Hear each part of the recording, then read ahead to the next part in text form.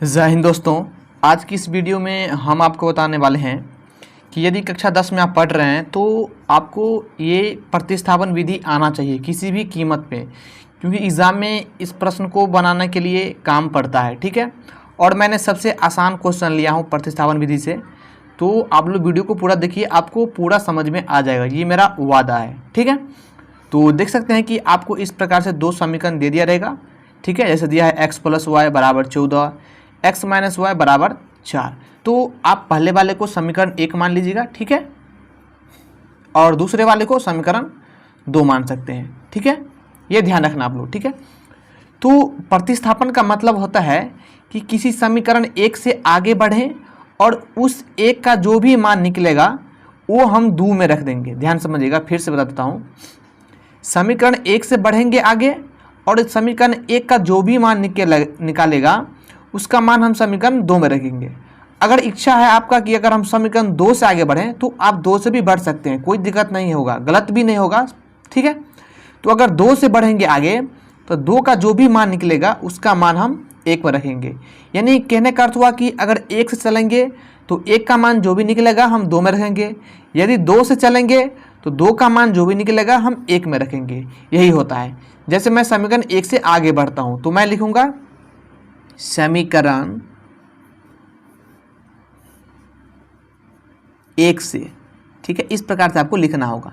ठीक है, और इसी प्रकार से आप लोग एग्जाम में बनाएंगे। समीकरण 1 क्या है? x + y = 4।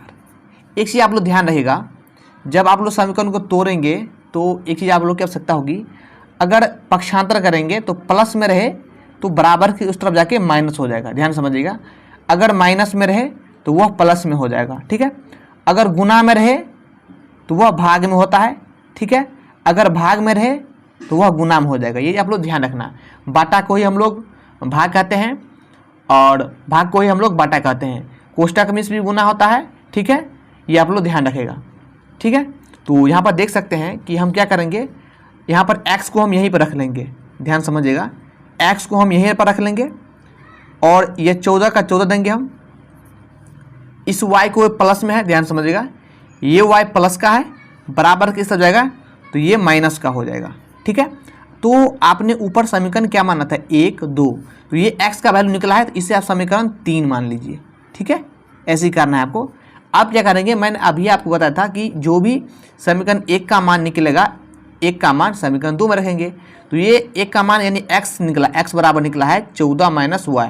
तो इस x का मान समीकरण 2 में रखेंगे क्योंकि हम 1 से बढ़े हैं आगे। ठीक है, तो हम लिखेंगे इस x का मान, x का मान समीकरण 2 में रखने पर, ये आपको लिखना पड़ेगा। ठीक है, या आप ये भी लिख सकते हैं समीकरण 3 का मान समीकरण 2 में रखने पर, ये भी लिख सकते हैं, कोई दिक्कत नहीं है। तो x का मान समीकरण 2 क्या है? समीकरण 2 है आपका x - y = 4। तो यहाँ पर आपको लिखना पड़ेगा x - y = 4, ये लिख दिए। अब हम क्या करेंगे, ये जो x है, इस x के स्थान पर इस x का मान आपको बैठाना होगा। तो ये x क्या करेंगे, x का मान कितना है? 14 - y। तो आपको लिखना पड़ेगा, और का चिन्ह दीजिए क्योंकि बराबर बीच में आ जाएगा। 14 - y, फिर ये माइनस बाद में है, बाद में फिर y है तो y दीजिए, बराबर का 4 है, 4 दीजिए। ठीक है, अब ध्यान समझिएगा,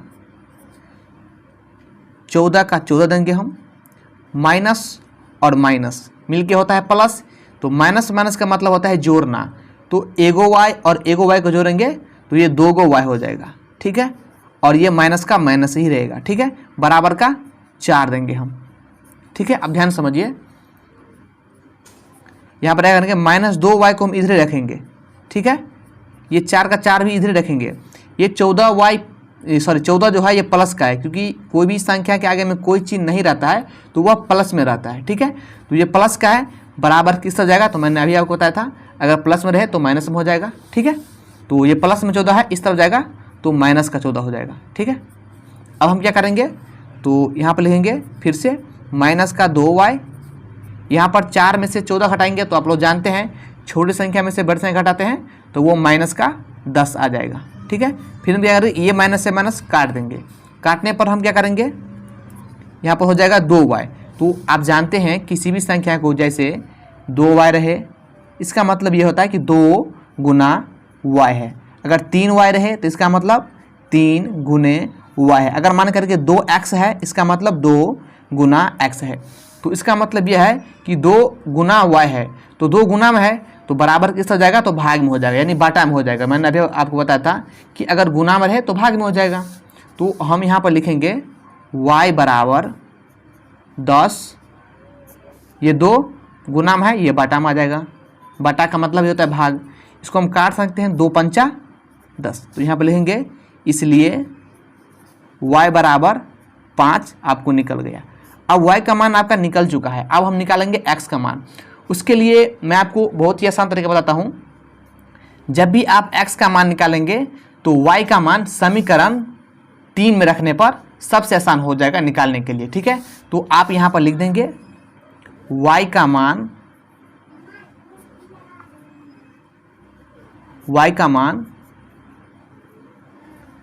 समीकरण 3 में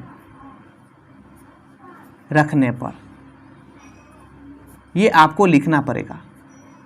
ठीक है, ये लिखने के बाद आप क्या करेंगे, तो समीकरण 3 क्या है, समीकरण 3 है आपका x बराबर 14 माइनस वाई। तो आप यहाँ पर लिखेंगे x बराबर 14 माइनस वाई। अब हम यहाँ करेंगे 14 का 14 देंगे, y का मान कितना निकालें, अभी निकालें y का मान 5, तो 5 दीजिए।